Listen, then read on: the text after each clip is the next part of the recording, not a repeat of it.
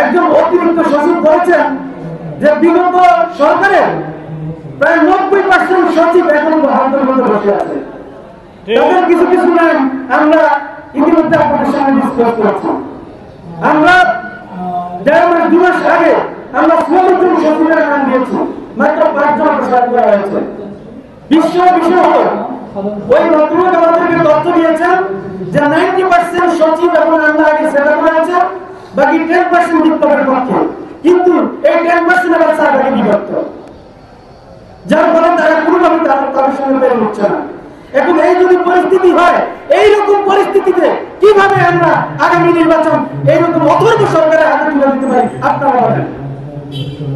এইরকম পরিস্থিতিতে ইলেকশন হলে 54 বছরে যে রাজনৈতিক সংস্কৃতি আমরা দেখেছি, এই সংস্কৃতি আমাদের দেখতে হবে। আমাদের 200-300 লাখ পড়বে এবং নির্বাচন কোনোভাবেই সুষ্ঠু অবাধ্য হবেই না, বরং এই নির্বাচনের মাধ্যমে দেশে যে সংকট তৈরি হবে, ওই সংকটের হাত দিয়ে দিল্লির অধিষ্ঠিত সেই লীগ, সেই পরাজিত শক্তি অবশ্যই ফিরে আসার পথ তৈরি হচ্ছে।